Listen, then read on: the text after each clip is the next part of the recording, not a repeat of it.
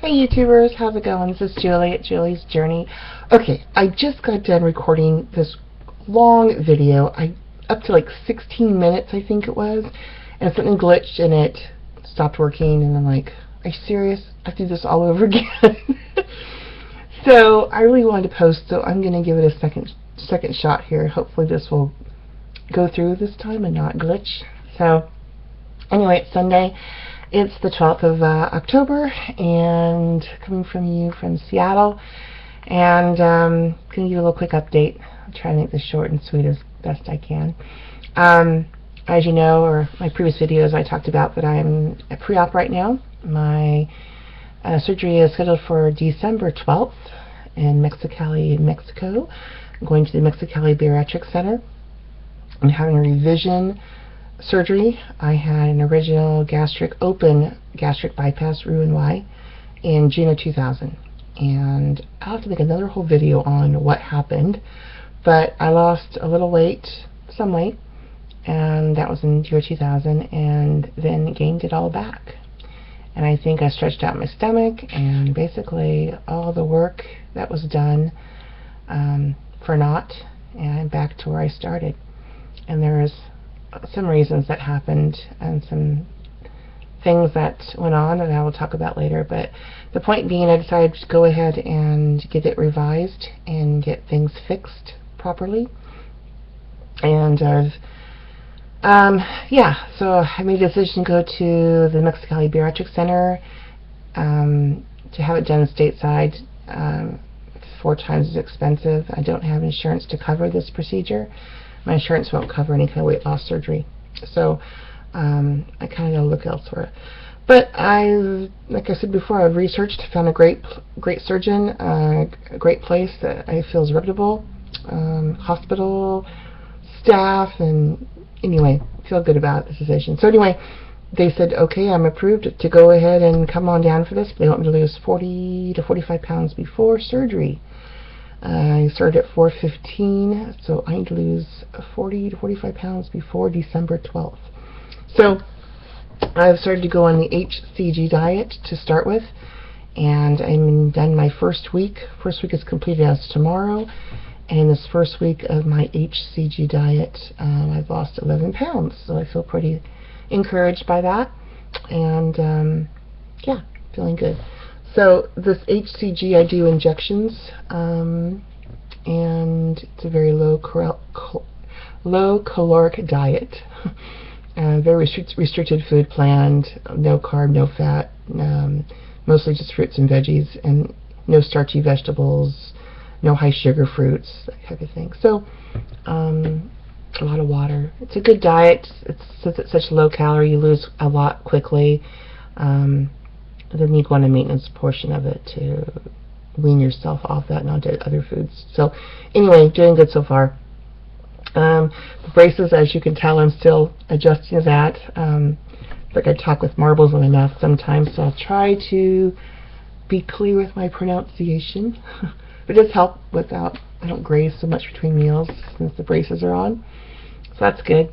I talked about my team approach last time, and I talked about I've seen a nutritionist, and I have to say I'm not too encouraged by that. I feel like we don't connect as well. She's a little timid and not quite so straightforward. I need someone to kind of say, okay, Julie, this is what you got to do. Let's see your food for the week. Okay, you could make this adjustment here and try this, but she's not. She's like a little too quiet for me. I need something a little more dynamic and with me and motivating me a little bit more, and it may just be a personality thing. So I'm going to keep looking for another resource in that area. So that's all good. Okay, so I want to get down to the nuts and bolts of this video, which is the 12 things. 12 things I'm looking forward to doing that I can't do now at this weight. And the 12th kind of came from 12th man, Seattle football Sunday, and we lost. We lost. But you know, the 12th man is a big factor here, and 12 is kind of ringing through in my head, so let's go with 12 things. So I made a list. So 12 things I want to do when I lose some weight. So first thing, I cannot wait to ride a bike. I can't ride a bike right now, and I love bike riding.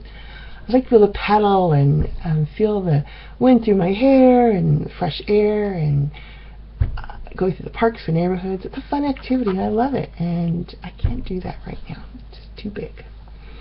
I also cannot wait to ride in, number 2, I can't wait to ride in any front seat of any car and buckle up without issues.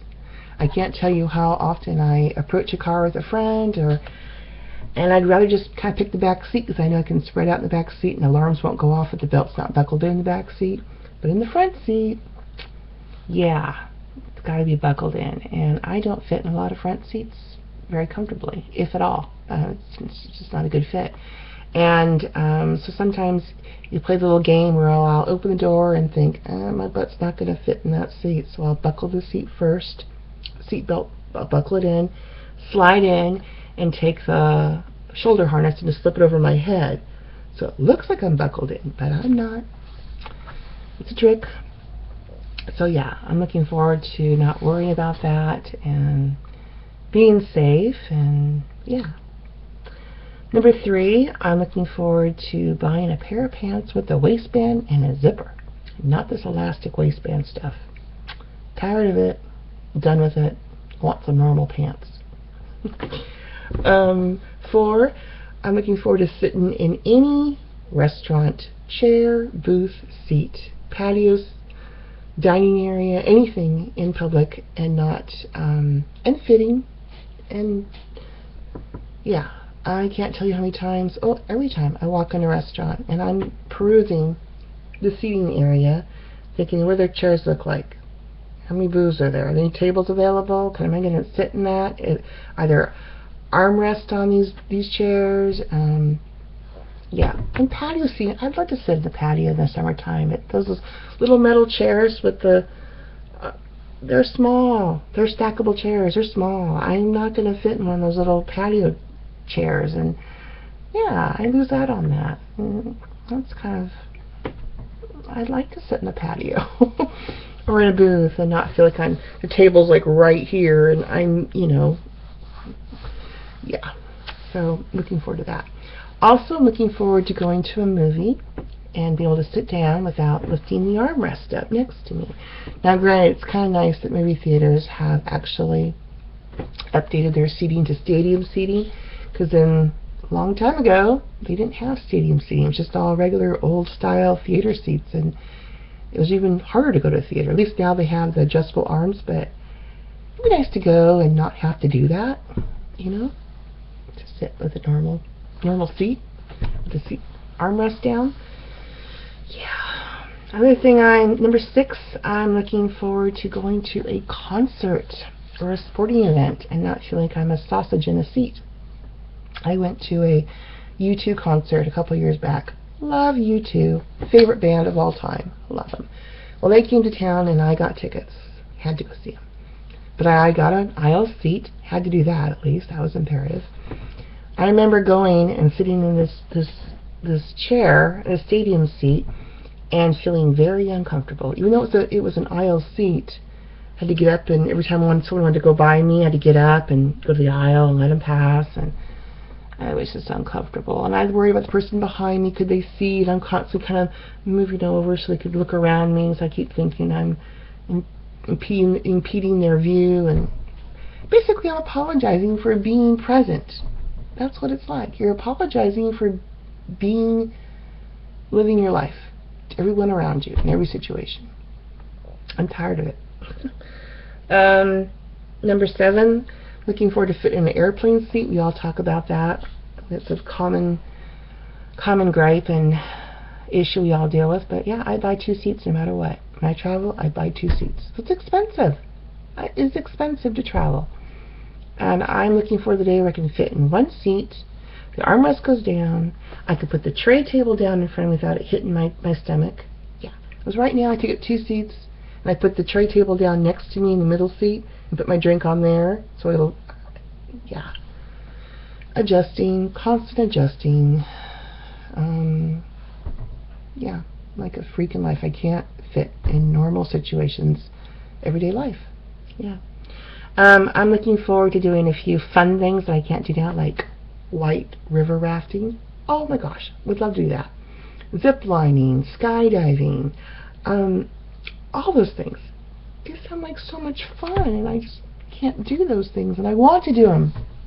So yeah. I'm looking forward to ride on a bus.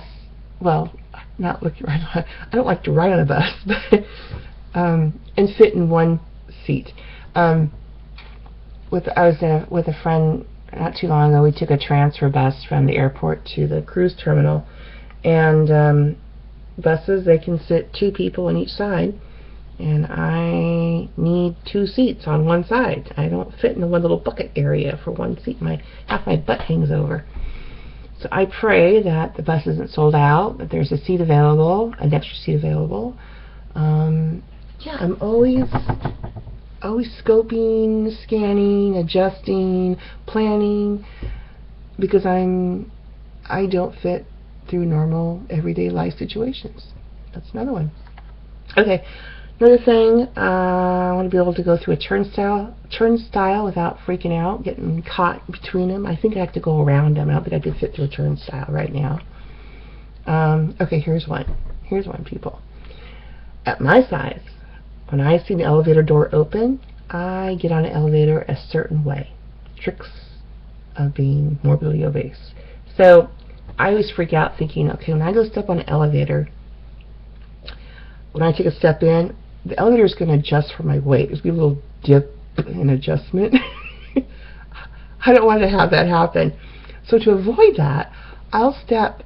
So here's like the elevator door here, and here's me, and here's the edge. I'll step halfway in, halfway out.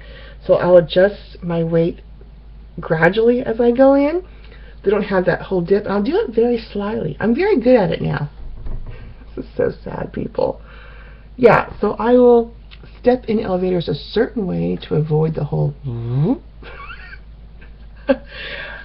I laugh because it's so asinine. But I'm trying to avoid one little inch of embarrassment if I can. Yeah, I'm looking forward to not having to do that anymore. Okay, and number 12. The one thing I'm looking forward to doing that I can't do now. It's a little R-rated, but since we're all being very real here, in the sexual arena, we all know that sexual activity is very physical, and when you're this size, it's affected, what you can and can't do. And let's just say I'd like to be a full participant in all areas of this activity. And one especially area I'd like to be actively a participant is on top. So I can't do that now, and I would like to do that. Yeah, I just think my weight's affecting a lot of areas of my life. And I look at this list and I think, you know what? I'm living half a life, if that. And I'm making excuses for my life. I'm apologizing for my life. And I'm tired of that. I'm tired of it. And our self-worth, all of us has taken a real beating in this whole, as the weight comes on, the self-worth goes down, and self-pity and confidence is nil. So I'm ready to take a little bit of that back, if not all of it. And if I don't know how to do this, I want to learn how to be confident, learn to take it back. So yeah, and in closing, before this thing burps and stops working again, I want to say that I'm starting to read a little book about gratitude, and it gives little blurbs, and it helps me start my day off in a positive light. And this is one thing that made me stop and pause and smile.